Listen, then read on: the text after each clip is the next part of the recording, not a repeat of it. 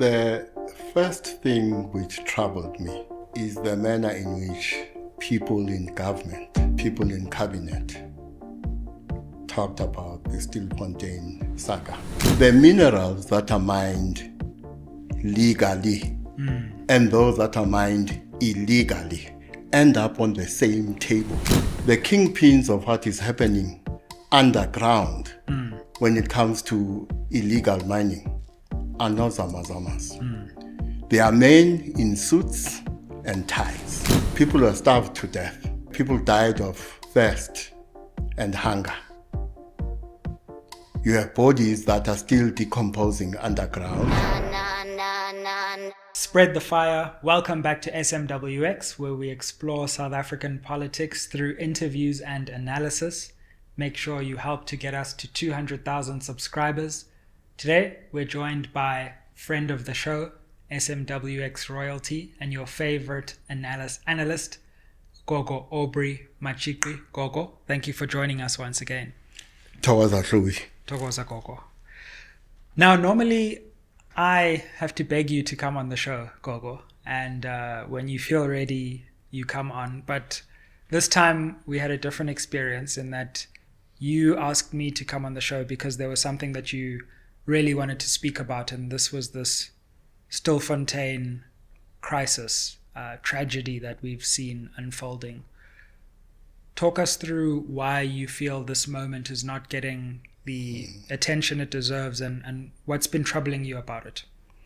Well, the first thing which troubled me is the manner in which people in government, people in cabinet, talked about the Stilfontein saga. Starting with the minister talking about how the illegal miners will be smoked out because they are criminals. And other intemperate statements that were made by other ministers and others who spoke on behalf of government. And the whole saga weighed heavily on my spirit. In fact, for 2 months, my wife and I have been debating this matter. We agree, we disagree. But what she achieved with her arguments is to expose me to additional layers of complexity when it comes to this matter. And to remind me of Chimamanda Ngozi when she warns against the dangers of the single story. As we're debating, I started thinking about the things I was hearing coming out of the mouths of cabinet ministers, government officials, and so-called ordinary citizens. Now, as it pertains to the state, it seems to me the approach that was taken by the state was shaped by what I call the logic of concomitant action. The same logic of concomitant action that in part gave us the tragedy of Marikana was responsible for how the tragedy of Stilfontein evolved. And for me, the first tragic thing is the positionality of the black body, particularly the black body of one who is poor and or working class. Remember that, first of all, the black body is born into a world created for whiteness.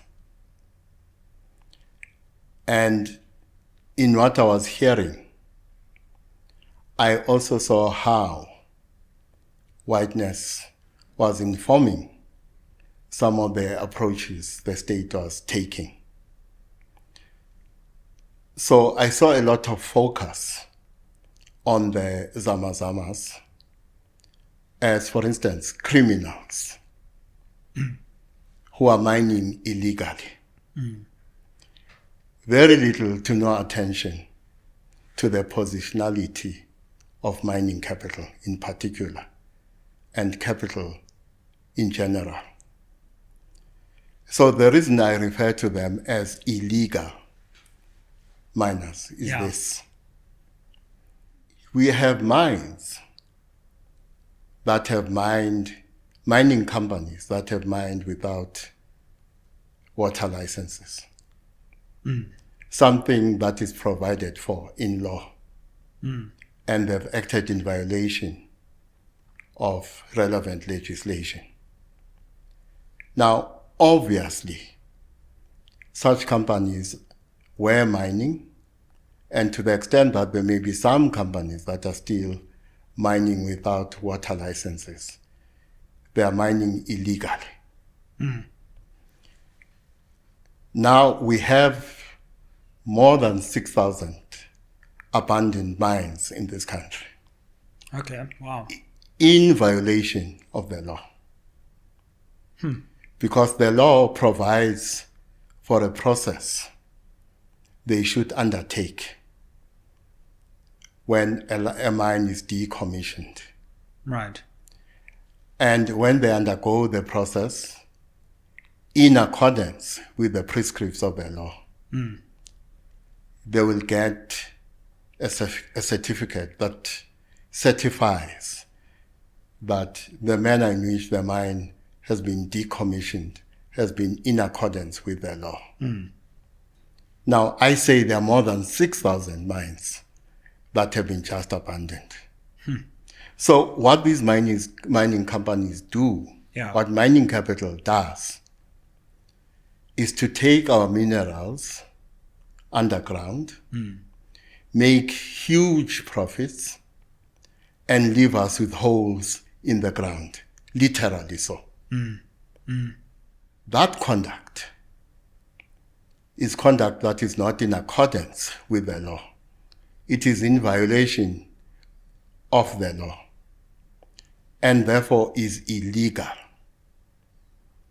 And I would go further, therefore criminal. Did you hear anyone from our government? Did you hear any cabinet minister labeling them criminals? Which they are, if we look at their conduct. Now, also remember that according to information we have, now this information is public, what we call illegal mining has a revenue stream that amounts to plus minus 22 billion rand per year. Some have put it as high as 60 billion rand. Sure. Now, here's the thing. The minerals that are mined legally and those that are mined illegally end up on the same table. And therefore, there's no label to say this one was mined illegally and that one was mined legally. The main beneficiaries of what is on that table of minerals that are mined legally and those that are mined illegally, the main beneficiaries are not the Zamazamas. The main beneficiaries are, or is, the main beneficiary is mining capital. In other words, when it comes to what happens in Stilfontein and other abandoned mines, the so-called illegal mining, the kingpins are not zamazamas. In other words, the kingpins of what is happening underground when it comes to illegal mining are not zamazamas. The kingpins are above ground. They are men in suits and ties, mining capital. So to the extent that what the zamazamas are engaged in is a criminal enterprise. It is a criminal enterprise that is headed by mining capital. And it is mining capital that benefits the most. But our state chooses to focus more on the so-called illegality of what the zamazamas are doing, and not the illegality of what mining capital is doing. Now, we can also come at this from another angle. The angle of what I call the deep state. Okay. In this way. I'll give an example. Anywhere in the world, including South Africa, the entities that have an intelligence capacity better than that of the state are two: mining capital and the banking sector. They also have the capacity to drive the activities of criminal cartels and syndicates.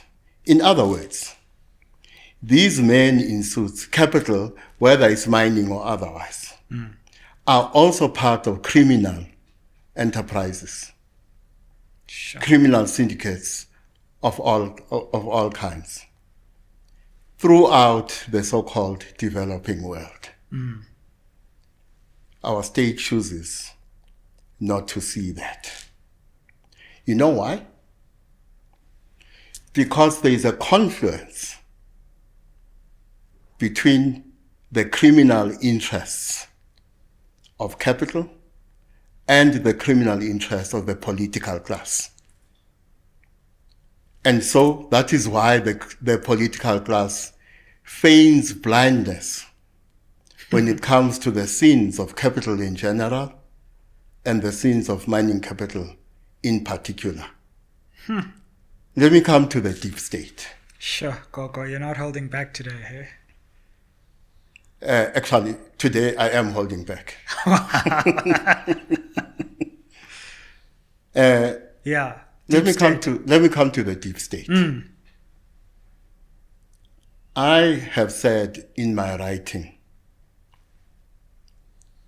that the deep state comes into being when you have a confluence of criminal, business, political, and intelligence interests. In other words, the deep state comes into being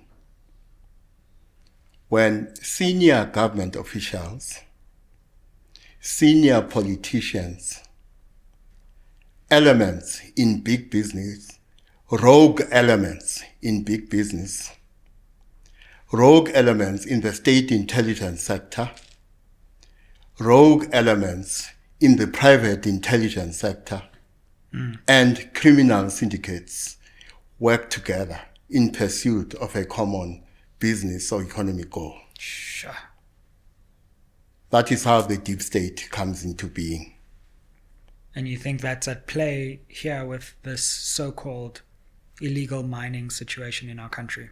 Now, what we are seeing now is part of what I call the deep state revisited. Because the deep state evolves, is not static. So the deep state I was talking about 15 years ago has evolved, has reconfigured itself. It keeps on evolving and changing. Now, an element of that is the fact that criminal syndicates, and here I'm including men in suits who wear ties. I'm including banksterism, in other words, the gangsterism of the banking sector, including central banks. Central banks, in a way, engage in what we can call organized crime. But that's a story for another day. I'll come back for that story. Yeah. Of central banks engaging in organized crime. But the banking sector is a sector I refer to as banksterism, the gangsterism of banks, the gangsterism of men in suits and ties. Now, the criminal enterprise has been diversifying. Now, if you look at criminal enterprises, you will find them in finance, drug dealing, gun running, and illegal mining, and other criminal enterprises. Trafficking.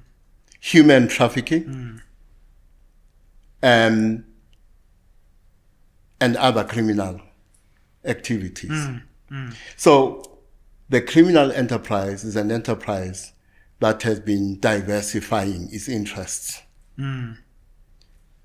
The best, we can use that kind of language, the best criminal enterprise, or from another standpoint, the worst criminal enterprise, is that criminal enterprise that has its paws in multiple interests.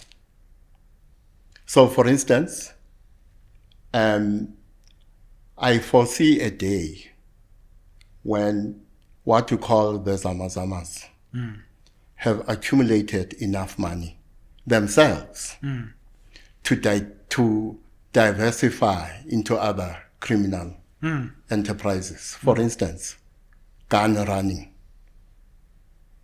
And what that means is that if the state doesn't model its work on a partial lunar eclipse, that it sees certain things and chooses not to see others, all that will achieve is that the Zamazamas will become emboldened, accumulate more money, and use that money to diversify their criminal enterprise. They will buy weapons. So the day may come when police try to confront Zamazamas, and they are met not by AK-47 wielding Zamazamas, but they are met by rocket-propelled grenade wielding Zamazamas. Sure. Now, remember, I said the minerals that are mined legally and those that are mined illegally end up on the same table. The proceeds from that table themselves procure things like arms, intelligence capacity, and so on. They're even able to rent portions of state intelligence capacity. And therefore, state intelligence capacity becomes part of the deep state. But in the context of today, the deep state revisited. So that is how I look at the deep state today. Gogo, I don't even know what to ask, because there's so much we could unpack with that. What, for those who haven't followed the story in great depth, Yes. What is it that you see has happened at Stilfontein over the last few months? Because we've heard different stories. We know there was a rescue mission recently. People know that miners have been trapped in these disused mines. Yes. How do you try to explain and unpack exactly what has happened over the last few months? Well, the first piece of advice I would give to the viewers of SMWX is that they must not be uncritical about what I'm saying. Sure. As we always say. Yes. Yeah. Because one of the reasons we're here is because we've been too uncritical about messages coming out of the state. Absolutely. You have mining capital propaganda and the lobbyists of mining capital being paraded by our media. Our media is part of the problem, by the way. Being paraded by our media as mining experts. There is one in particular. I won't mention his name because I don't have the budget to sit in court with him indefinitely. But I will give you a clue. My clue is he is a miner, M-I-N-E-R. He is a miner, M-I-N-O-R. And he is the one you will find standing at the pearly gates the day you exit this life. That's my clue. Okay. I must say, I don't know who the clue refers to, but fair enough. So you have these people who are being paraded by the media as mining experts, who are nothing more than the lobbyists and propagandists of mining capital. And we have that problem across media where vested interests present themselves as analysts. Yes. And the opposite side is never heard. And then we get these entrenched so-called analysts who become experts. Yes. Yeah. Like a certain Gogo on SMWX. Yeah, exactly. Yeah, absolutely. Well, and there is a reason why we have this problem with our media. There is one problem in our newsroom.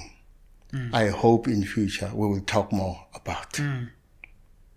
This phenomenon of reporters, journalists, editors, and producers running PR companies from the newsroom is pernicious in the extreme. And it is a problem we have with our media, which corrodes the quality of media output and seeks to distort social, political, economic, and other realities. So the problem we have with too many journalists in our media is that they are embedded with certain political interests. They are embedded with certain economic interests. And they are philosophically and intellectually embedded also. Now, we must remember that this thing we call news is socially constructed. News is a social construct. News is not valueless. News is value-laden. And news, remember, amongst other things, is a function of selection. Absolutely. And because it is a function of selection, the question you must ask, when you're sitting in the newsroom, what drives your decision to select this as news and something else as something that is not news? What drives your selections? Class, race, gender, cultural orientation, philosophical orientation, and so on. These are some of the things which drive your selection of what to call news. So news is not valueless. Yeah. In fact, any representative discourse cannot be said to be valueless. It is value-laden. Absolutely. And we saw this in how the media has been dealing with the Stilfontein saga. You could actually, the worst amongst them are the business programs, business journalism. For me, there is no difference between business journalism and motor car journalism, in the sense that, you get a car for a week and you come back and write a glowing article about the car. And you may not even have to write anything more profound than telling us it has 4 wheels. The same applies to business reporting, business journalism. Business journalism is embedded when it comes to powerful economic interests in the country. It is an extension of the interests of capital. And this became clear to me as I was watching television, watching how the Stilfontein story is being covered by our so-called news channels. When you read newspapers, when you listen to talk radio. Another thing which is shocking about too many of our journalists who were covering this story is the ignorance that they were peddling as fact. Just allowing themselves to be used as extension of the propaganda machinery of mining capital. For instance, mining capital blaming the state for the fact that we have abandoned mines in this country.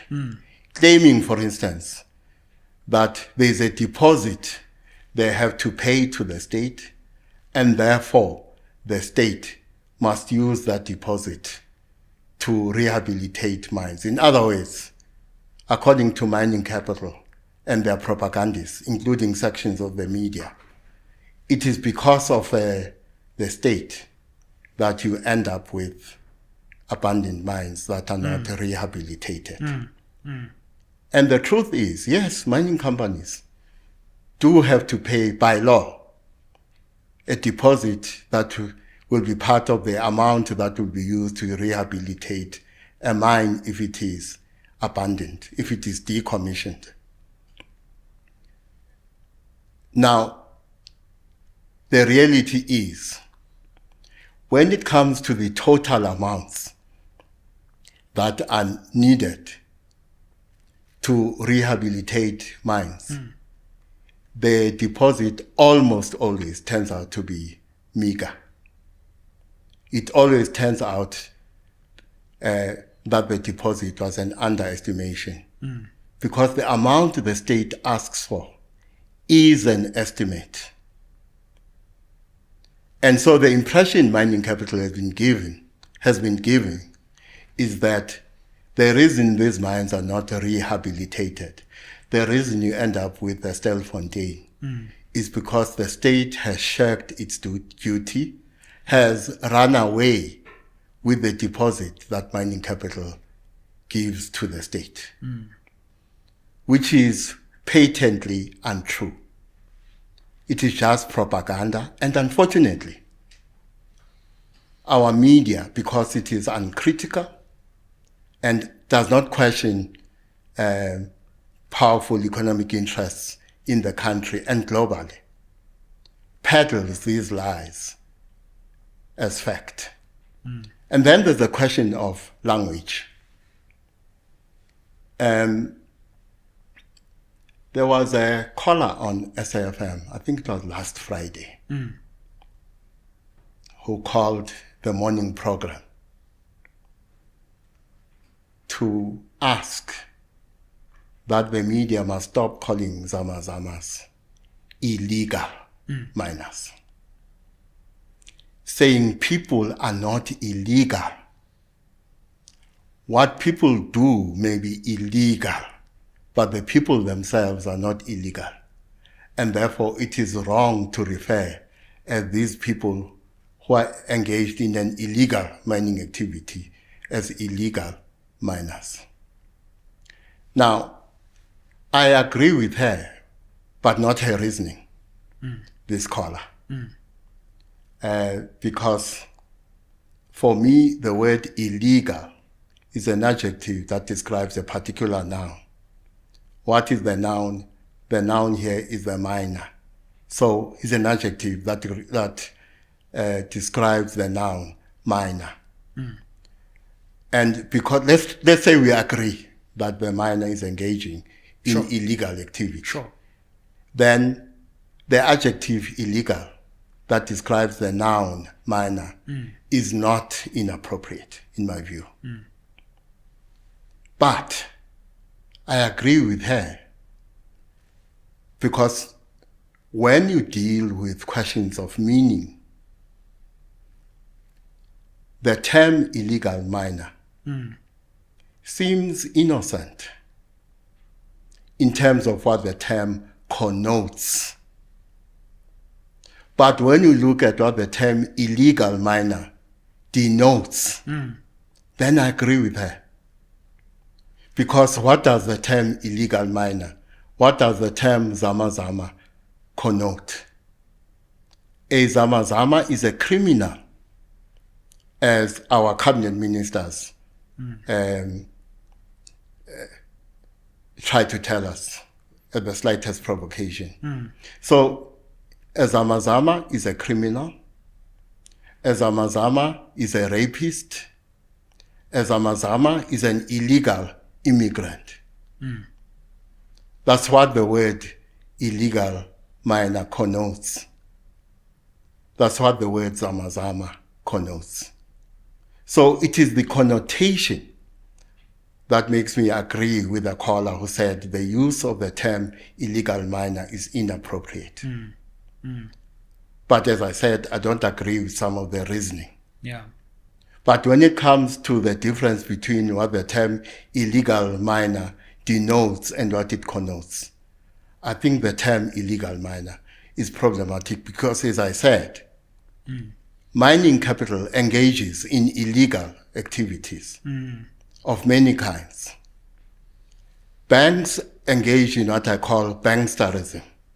In fact, it is my view, it has always been my view, that politicians the salaries of politicians must not be paid from the fiscus. They must be paid by banks. Because banks do more for,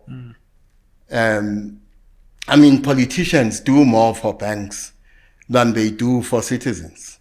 So the salaries of politicians must not be paid from the fiscus.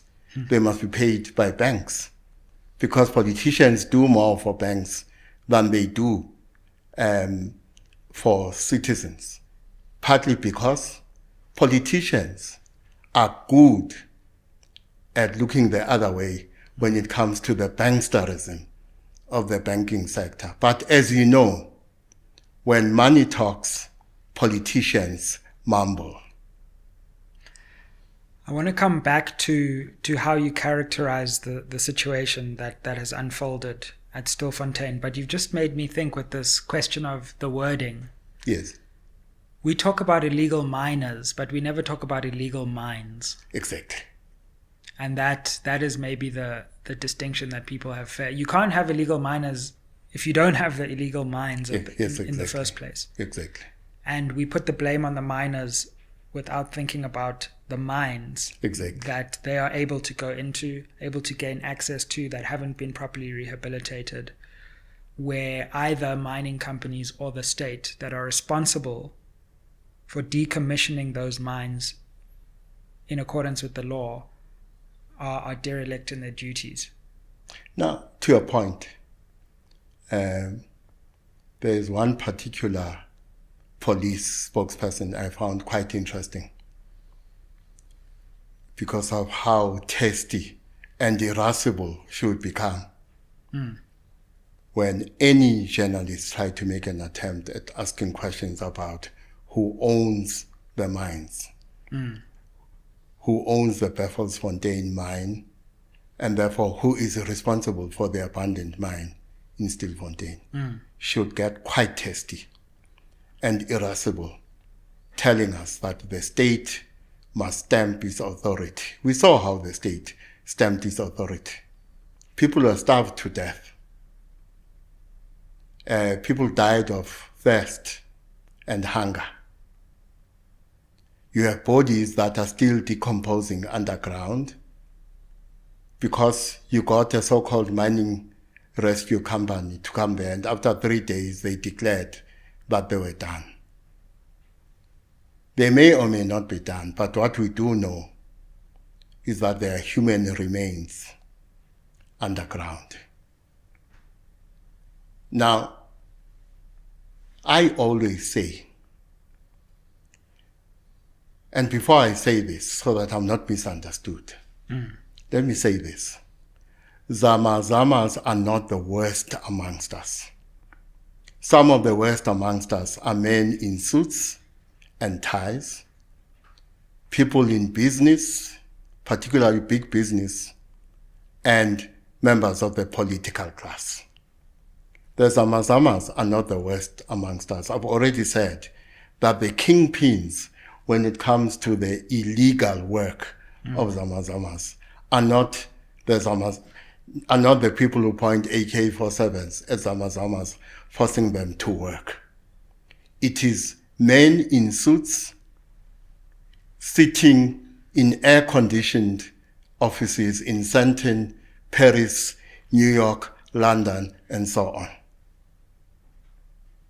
So the Zamas are not the worst amongst us. And what point am I trying to make? We must judge a society by how it treats the worst, about how we treat the worst amongst us. A man who has murdered, let's say, 1,000 people, and is charged of murdering 1,000 people, must still be treated with dignity. Because we must judge ourselves by how we treat the worst amongst us. I'll give an example, Muammar Gaddafi, the corpse of Muammar Gaddafi. Muammar Gaddafi was accused of heinous crimes and cruelty to the citizens of Libya. What happened when he died? His corpse was paraded as a carcass. Families came with their children to come and watch this carcass. And I said, at that moment, when you come to watch the carcass of Muammar Gaddafi, are you better than what he was? I'm not sure. So, when you say, asizitumanga, to go underneath the ground and mine illegally, and then you put in place conditions, legal as they may be, that result in people dying of hunger and thirst underground. Now we can quibble about whether they could not come out or they did not come out. When you do that, are you better than these criminals yourself? When you rob them of their human dignity in that way because you have decided they are criminals. But something else happened here, which takes me back to Marikana. Yes, we can quibble about the differences and similarities between Marikana and Stilfontein. Sure. I'm not interested in that at the moment. I've already said that the logic which drove the choices of the state in relation to the Zamas of Stilfontein was the logic of concomitant action. The same logic which in part gave us the tragedy of Marikana. Something else happened which is similar to what happened in Marikana. In Marikana, the post-apartheid state, in its incarnation as a neo-apartheid state, was faced with the choice of defending the interests of mining capital or the interests of mine workers. The post-apartheid state, in its incarnation as a neo-apartheid state, chose to defend the interests of mining capital with guns and bullets. That's another way I look at what happened in Stilfontein. That the choices that were made were informed by the same instincts that gave us the tragedy of Marikana. So we had a series of, some people call them artisanal miners. Yes. That were underground at this disused mine that was, I don't know, is abandoned too strong a word, in 2013, or the company left this mine disused in 2013. Let's put it like that. Well, language is not unimportant. Sure. And in fact here, it's not language that is not unimportant. What is important are the ends to which we deploy language. And we saw a lot of that here. Absolutely. Fam, before we get back to the episode, we just want to let you know we have a big goal on this channel to build this community to 1,000 members. That means we have 2 new levels of SMWX membership. The first level gives you exclusive access to content, discounts on merch, but the second level, in addition to various other perks, gives you access to me. We're going to have meetups, online sessions. You're going to get discount on our live events. So if you want to deepen your SMWX community experience, help us get to that 1,000 member level. Look forward to seeing you there. And then we had this story of how there were mine workers underground, or there were these artisanal miners underground. They weren't coming up. Government didn't want them to come up. The government was intent on basically saying to them, look, if you come up, we will arrest you. Yes. And that's the so-called smoke them out strategy. Or you stay down there and good luck, whatever happens when you're down there. And then certain people start coming out, others remain down. There are various court cases. Yes. And then recently we've had this, and then there was 13 days where it was basically like stop all supplies. Yes. And then we had this so-called rescue operation. Yes. That's what I know about the situation. Is there anything in my rendering that you think we need to go deeper on, or that'll help people understand exactly what went on in this moment? I think that is a good summary. Yeah.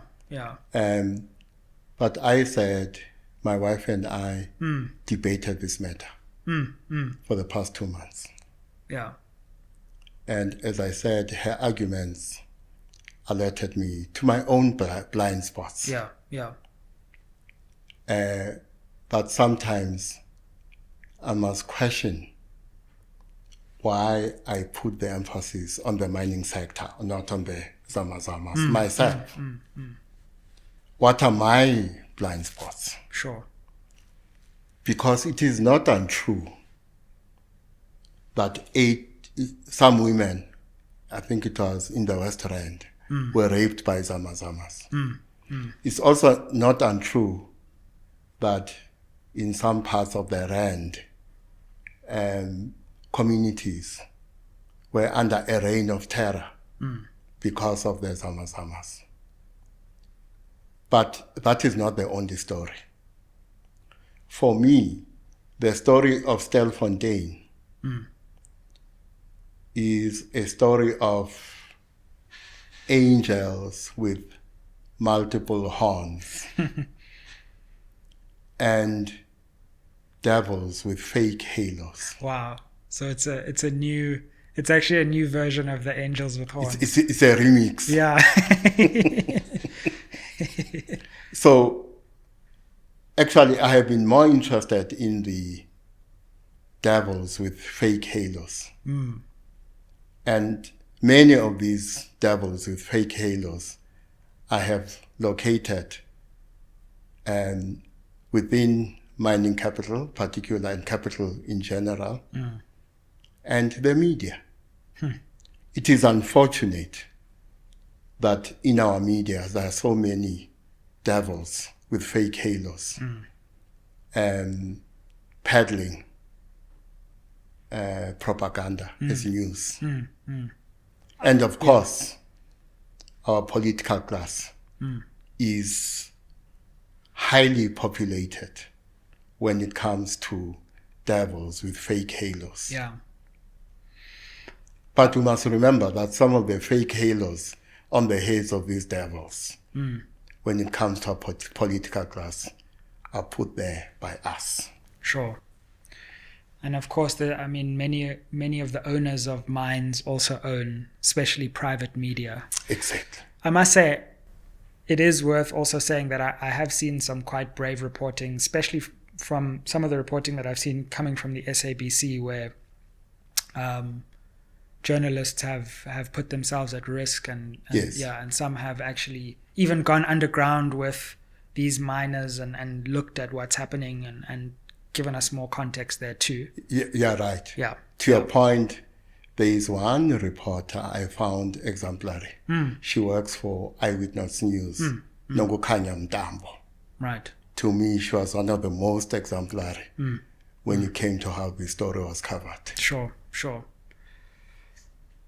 The political class stands out to me, Gogo, in many ways, or what you said stands out to me, because I was just thinking when you were speaking that suddenly the rule of law now matters. Yes, exactly. Suddenly the law is paramount. But as senior cabinet ministers coming from a governing party Yes. that has trampled on the law and disregarded the law and, where we know that people have enriched themselves at the expense of the public, you can't suddenly turn around and say, well, we're going to now enforce the law and expect people to get on board with it when you have undermined the force of the law through your own actions. Yes. Of course, to your point, the question is the rule of whose law? Because that's another thing we do. Yeah. We pretend that the rule of law is valueless. When, for instance, there are many kinds of corruption, but let me isolate two. Yeah. There is corruption that is permissible. There is corruption that is impermissible. I've spoken about banksterism. Banksterism and other sins of capital is an example of corruption that is permissible. So the rule of whose law? And the selective invocation of the so-called rule of law when it's comfortable as well. Exactly. Yeah. Yes. I've said about the Constitution, and for me this applies to notions of the rule of law in general. I have said that our Constitution, like any constitution in the world, like any law in the world, represents the triumph of a particular worldview over others. So our conception of the rule of law is no exception in this regard. It represents the triumph of a particular worldview over others. So we've heard, as we film this, Gogo, that one of the so-called kingpins, Yes. that is the people who are underground, one of the people who are supposedly the leaders underground has escaped custody. And I just want to play you what I heard a police spokesperson saying, and then we can come back to that. An individual on the run, is this a fugitive insofar as the police are concerned?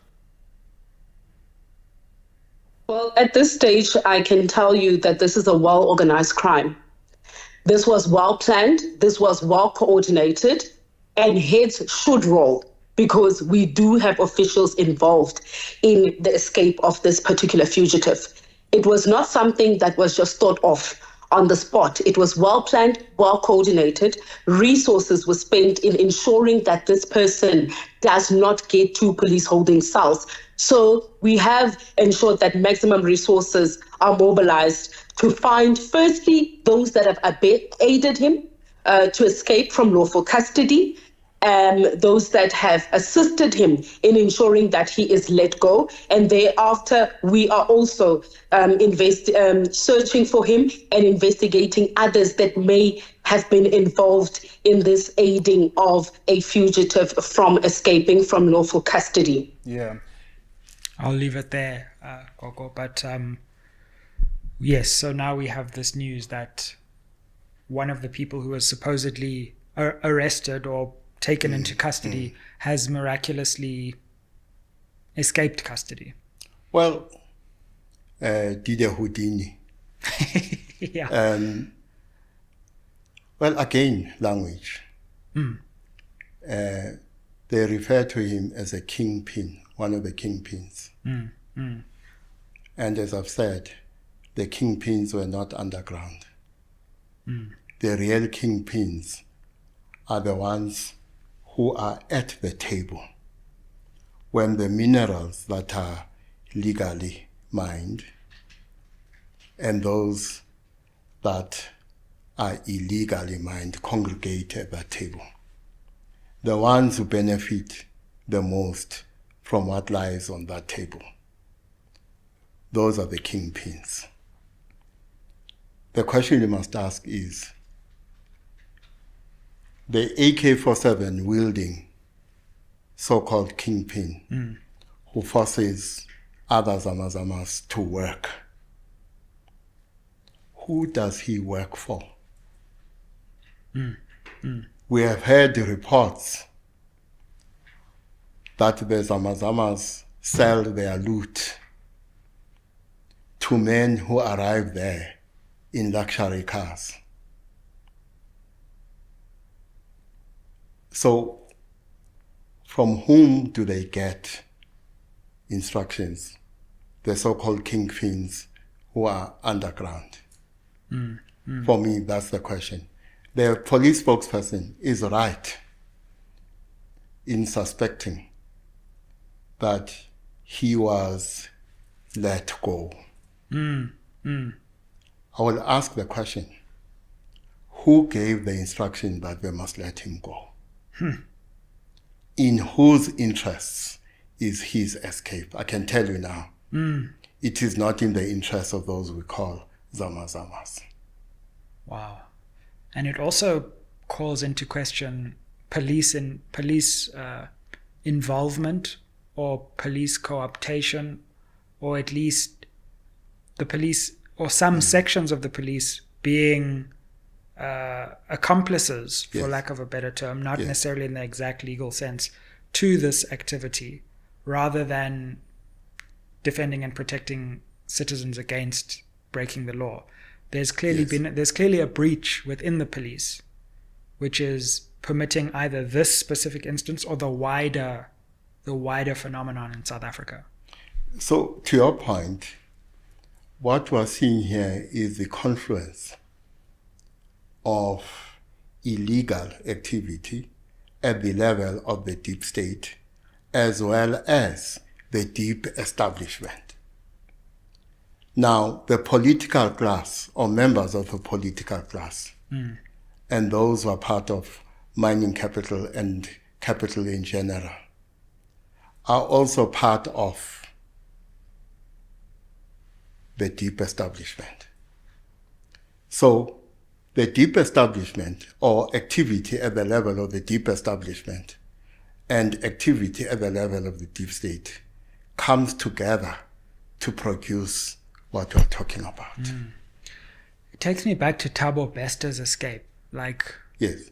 what's going on in our country where it's just so easy to, once you're apprehended, just slip away? And I mean, it's clear, it's becoming clear that, you know, there's justice for some, and then for others who are either connected, powerful, or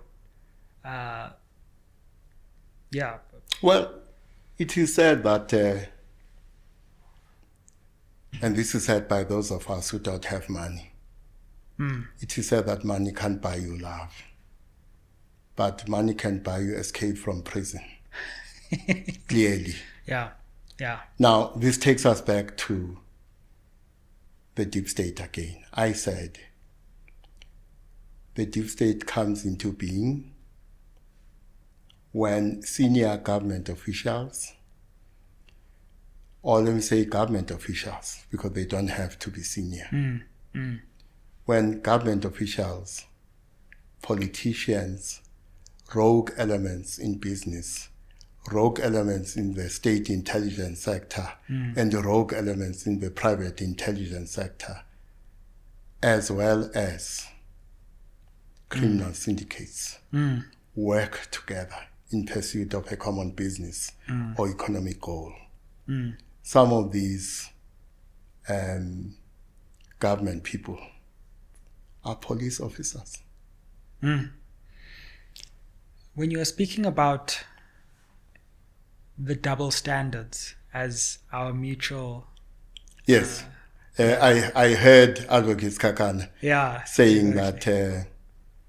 that the first language of this country is double standards. Yeah. I would extend that to say, actually, it is the official language of our media too. Exactly. And politics and business. And, Exactly. Yeah. And political analysts. Yes. Only some. Yes. But there's also a historical double standard to the extent that the history of mineral extraction in our country and our region Yes. is in part a criminal history. Yes. And the regulated mining sector Yes. is only regulated now that it has established itself. But if you trace the origins of this sector, Yes.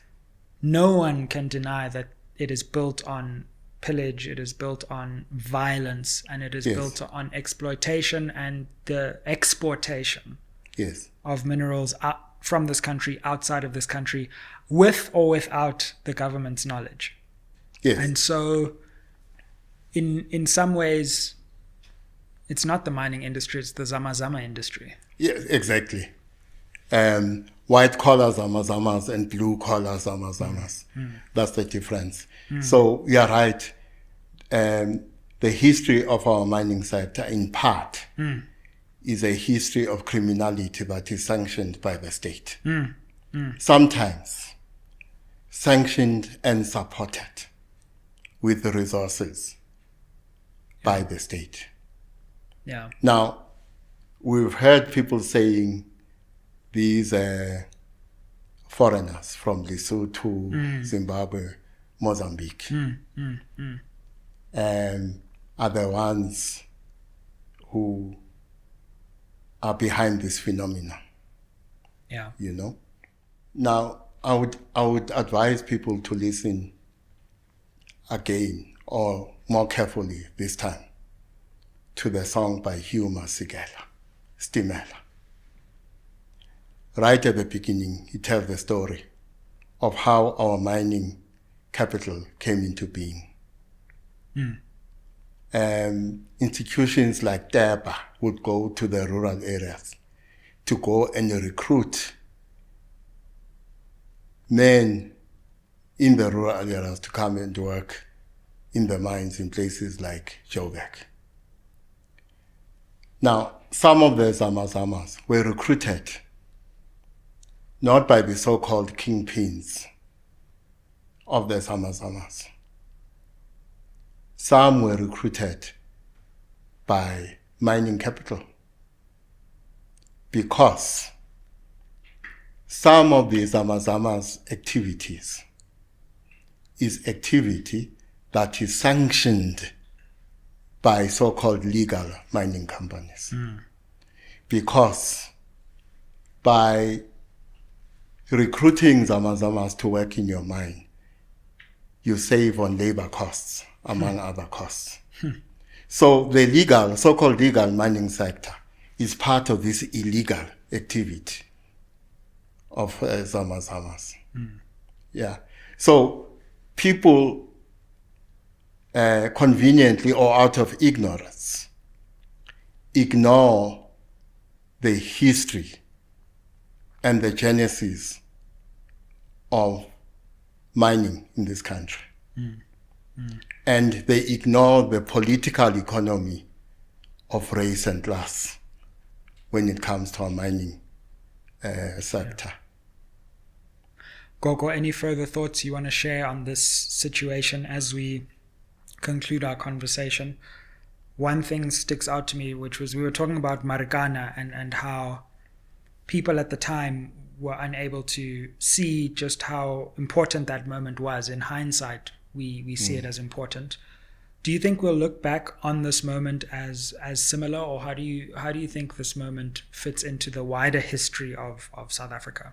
I agree that the better story of Stilfontein will be told when a distance has developed between the story and the observer.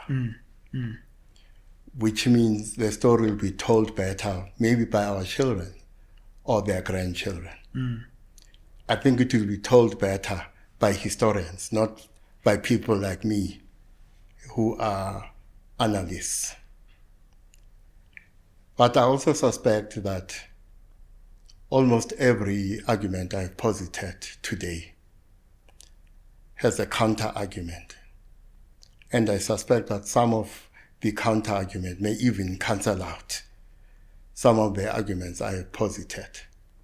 Therefore, I am not married to any narrative when it comes to this story. Yeah, and that's a profound note to end on, because so often in our country, people get married to different narratives, and then if new information arises, they stay stuck to that marriage, and it almost becomes part of your identity rather than going with the truth. Yes, you're right. Yeah. Our analysis must change with a change in knowledge and a change in fact.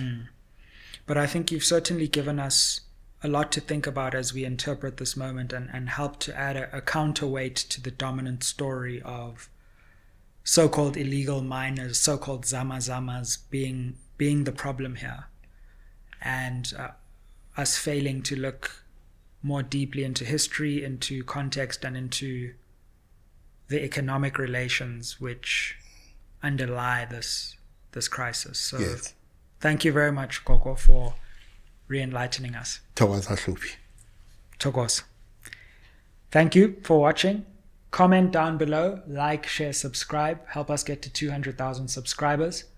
And thank you for watching this installment of SMWX. Aye.